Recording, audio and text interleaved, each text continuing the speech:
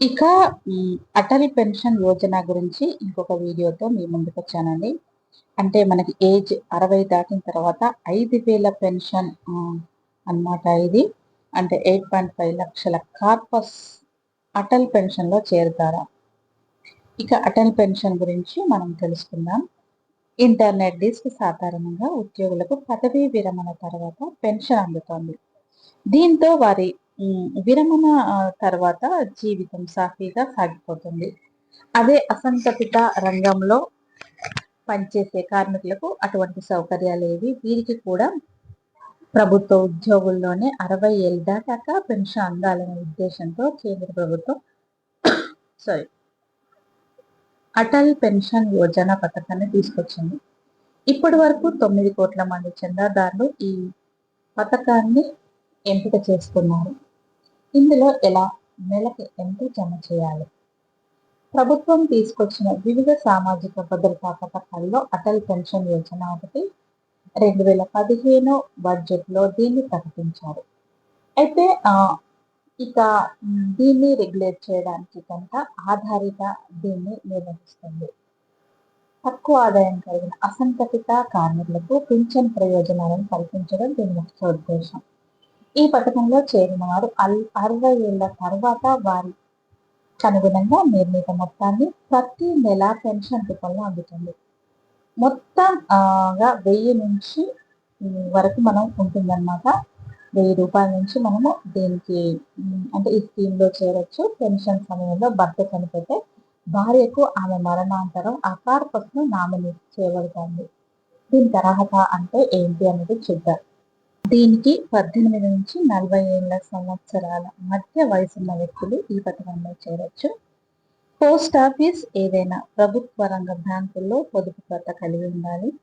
National pension scheme ఆదాయ పన్ను పరిధిలోకి వచ్చేవారు ఈ పథకానికి అనర్హులు అన్నమాట. ఎంత చెల్లించాలి? ఈ పెన్షన్ స్కీమ్లో చెల్లించాల్సిన మొత్తం వారి వయసును బట్టి మారుతూ ఉంటుంది. 1000 నుంచి 5,000 వరకు పెన్షన్ మొత్తం ఉంటుంది. అందుకు అనుగుణంగానే చెల్లింపులు మారుతూ ఉంటాయి. 18 సంవత్సరాల వయసులో చేరేవారు 60 ఏళ్ళు వచ్చేంత వరకు అంటే 42 ఏళ్ళు ఈ పథకం కింద కంట్రిబ్యూట్ చేయాల్సి ఉంటుంది. 18 ఏళ్లకే పెన్షన్ స్కీమ్లో చేరేవారు 42 నుంచి గరిష్టంగా 210 వరకు చెల్లించాల్సి ఉంటుంది. అంటే 40 ఏళ్ల వయసు చేరితే 20 సంవత్సరాల పాటు కంట్రిబ్యూట్ చేయాలి. వీరు 291 నుంచి 1454 వరకు చెల్లించాల్సి ఉంటుంది. ఇక పెన్షన్ మొత్తం ఎలా వస్తుంది అంటే అటల్ పెన్షన్ యోజన స్కీమ్లో చేరిన సభ్యులు వారి కాంట్రిబ్యూషన్ తగినట్టు 60 ఏళ్ళు దాటాక నెలవారీ ఖచ్చితమైన పెన్షన్ పొందుతారు.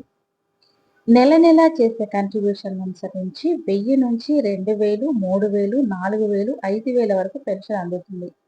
ఉదాహరణకు మీరు 60 ఏళ్ళు దాటిన తర్వాత ప్రతి నెల 5,000 పెన్షన్ పొందాలంటే మీ వయసు 18 సంవత్సరాలు అయితే 60 ఏళ్ళు వచ్చే వరకు నెలకు 210 చొప్పున కంట్రిబ్యూట్ చేయాలి.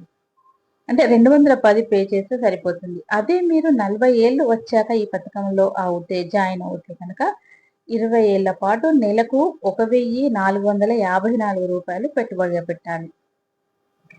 ఇక ఈ పథకం 3 ప్రయోజనాలు ఏంటి అంటే అటల్ పెన్షన్ యోజన ద్వారా చందాదారులకు 3 రకాల ప్రయోజనాలు లభిస్తాయి. నిర్ణీత వయసు దాటాక పెన్షన్తో పాటు ఒకవేళ చందాదారుడు మరణిస్తే జీవిత భాగస్వామికి పెన్షన్ బదిలీ అవుతుంది. వారిద్దరూ దూరం అయితే నామినీకి రిటైర్మెంట్ కార్పస్ అందుతుంది.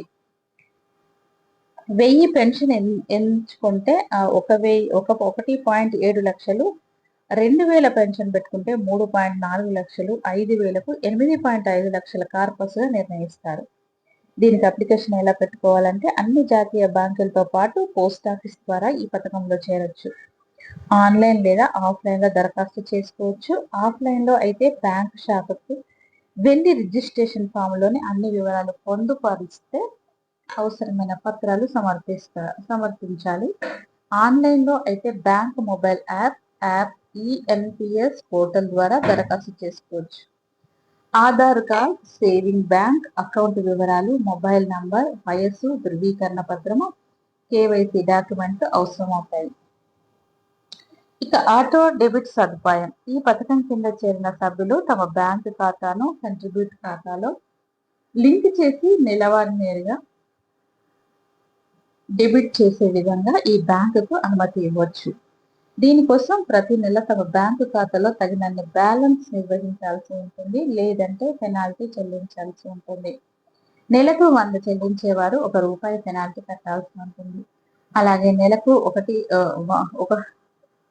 101 అనమాట నుంచి 500 చెల్లించేవారు ₹2, 501 నుంచి 1000 చెల్లించేవారు ₹5, 1000 కంటే ఎక్కువ చెల్లించేవారు ₹10 చెల్లించాలి. ఒకవేళ వరుసగా 6 నెలల పాటు తమ వాటా చెల్లించకపోతే సదరు పింఛన్ను ఖాతాను స్తంభింపచేస్తారు.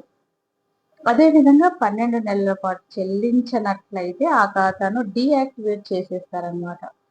24 నెలల అనంతరం అయితే ఖాతాను మూసివేసి అంతవరకు సేకరించిన మొత్తాన్ని చందాదారికి అందజేస్తారు.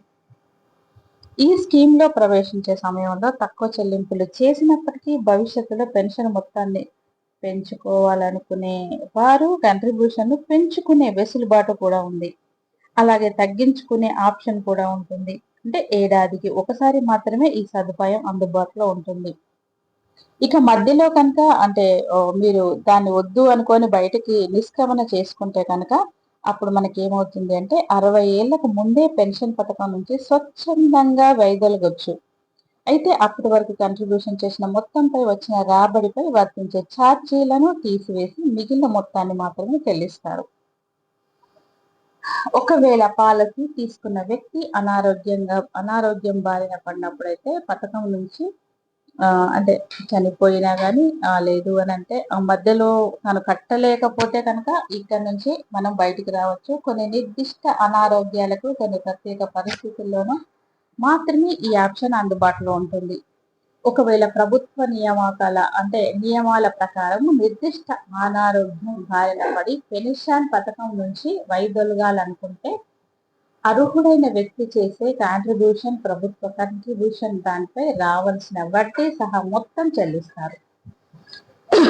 సారీ మరణించిన సందర్భాల్లో కనుక పాలసీ తీసుకున్న వ్యక్తి 60 సంవత్సరాల కంటే ముందే మరణిస్తే ఆ వ్యక్తి ఏపీవై అంటే ఈ ఖాతా కొనసాగుతుంది, కానీ ఆ ఆప్షన్ జీవిత భాగస్వామికి మాత్రమే అందుబాటులో ఉంటుంది. మరణించిన చందాదారుని వయస్సు 60 ఏళ్లు దాటే వరకు జీవిత భాగస్వామిపై పేరుపై ఆ ఖాతాను కొనసాగించవచ్చు.